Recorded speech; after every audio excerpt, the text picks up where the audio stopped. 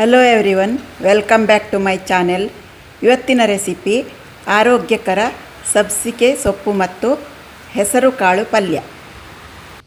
ಪಲ್ಯ ಮಾಡಲು 2 ಕಟ್ ಸಬ್ಸಿಗೆ ಸೊಪ್ಪನ್ನು ಸೋಸಿ ಇಟ್ಟುಕೊಂಡಿದ್ದೇನೆ. ಹಾಗೂ ಮೊಳಕೆ ಬಂದ ಹೆಸರು ಕಾಳು, 4 ಹಸಿಮೆಣಸು, ಹಾಗೆ ಕರಿಬೇವು, 1 ಗಡ್ಡೆ ಬೆಳ್ಳುಳ್ಳಿ, 1 ಈರುಳ್ಳಿ, 1 ಟೊಮೆಟೊ, ಸಾಸಿವೆ, ಜೀರಿಗೆ, ಅರಿಶಿನ ಹಾಗೂ ರುಚಿಗೆ ತಕ್ಕಷ್ಟು ಉಪ್ಪು, ತೆಂಗಿನೆಣ್ಣೆ.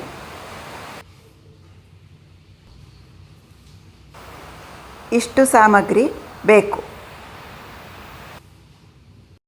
ಪಲ್ಯ ಮಾಡುವ ವಿಧಾನ: ಮೊದಲು ಮೊಳಕೆ ಬಂದ ಹೆಸರು ಕಾಳನ್ನು ರುಚಿಗೆ ತಕ್ಕಷ್ಟು ಉಪ್ಪು ಹಾಕಿ ಮುಳುಗುವಷ್ಟು ನೀರು ಹಾಕಿ 4 ವಿಸಲ್ ತಗೊಳ್ಬೇಕು. ಈ ಕಡೆ ಹೆಸರು ಕಾಳು ಬೇಯುತ್ತಿರಲಿ. ಒಂದು ಬಾಣಲೆ ಬಿಸಿ ಮಾಡಿ 2 ಚಮಚ ಕೊಬ್ಬರಿ ಎಣ್ಣೆ, ಸಾಸಿವೆ ಸಿಡಿದ ನಂತರ ಜೀರಿಗೆ ಹಾಗೆ ಜಜ್ಜಿದ ಬೆಳ್ಳುಳ್ಳಿ ಸ್ವಲ್ಪ ಫ್ರೈ ಆಗಲಿ.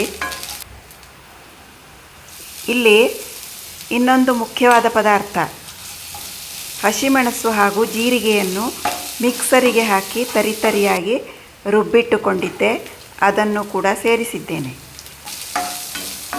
ಹಾಗೆ ಈರುಳ್ಳಿಯನ್ನು ಹಾಕಿ ಸ್ವಲ್ಪ ಹೊತ್ತು ಫ್ರೈ ಮಾಡಿ ಕರಿಬೇವನ್ನು ಹಾಕಿ ಪೌಡರಿಂಗನ್ನು ಹಾಕ್ತಾಯಿದ್ದೇನೆ. ಸ್ವಲ್ಪ ಹೊತ್ತು ಫ್ರೈ ಮಾಡಿ ಹೆಚ್ಚಿಟ್ಟ ಟೊಮೆಟೊ, ಸ್ವಲ್ಪ ಹೊತ್ತು ಕೈ ಆಡಿಸಿ, ಅರಿಶಿನ 1/4 ಚಮಚ, ಟೊಮೆಟೊ ಮೆತ್ತಗಾಗಲು ಚಿಟಿಕೆ ಉಪ್ಪು. ಈಗ ಟೊಮೆಟೊ ಮೆತ್ತಗಾಗಿದೆ. ಹೆಚ್ಚಿಟ್ಟುಕೊಂಡ ಸಬ್ಸಿಗೆ ಸೊಪ್ಪನ್ನು ಹಾಕಿ ಫ್ರೈ ಮಾಡಬೇಕು. ಸಬ್ಸಿಗೆ ಸೊಪ್ಪು ಆರೋಗ್ಯಕ್ಕೆ ತುಂಬಾ ಒಳ್ಳೆಯದು ಹಾಗೂ ಪಲ್ಯ ಕೂಡ ತುಂಬಾ ರುಚಿಯಾಗಿರುತ್ತದೆ. ಈಗ ಪಲ್ಯಕ್ಕೆ ಒಂದು 4 ಚಮಚ ನೀರನ್ನು ಹೀಗೆ ಸಿಂಪಡಿಸಬೇಕು. ನೀರನ್ನು ಚಿಮುಕಿಸಿ ಸ್ವಲ್ಪ ಹೊತ್ತು ಸಣ್ಣ ಉರಿಯಲ್ಲಿ ಮುಚ್ಚಿ ಬೇಯಿಸಬೇಕು. ಈಗ ಮುಚ್ಚಳ ತೆಗೆದು ನೋಡುವ.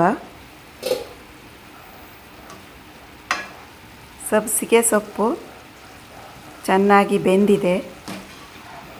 ಈಗ ಇದಕ್ಕೆ ಮೊದಲೇ ಬೇಯಿಸಿಟ್ಟ ಮೊಳಕೆ ಬಂದ ಹೆಸರು ಕಾಳನ್ನು ಹಾಕಿ ಚೆನ್ನಾಗಿ ಮಿಕ್ಸ್ ಮಾಡಿಕೊಳ್ಬೇಕು. ಈಗ ರುಚಿಗೆ ತಕ್ಕಷ್ಟು ಉಪ್ಪನ್ನು ಸೇರಿಸಬೇಕು. ಉಪ್ಪನ್ನು ನೋಡಿಕೊಂಡು ಸೇರಿಸಬೇಕು. ಸಬ್ಸಿಗೆ ಸೊಪ್ಪಿನಲ್ಲೂ ಉಪ್ಪಿನ ಅಂಶ ಇರುತ್ತದೆ.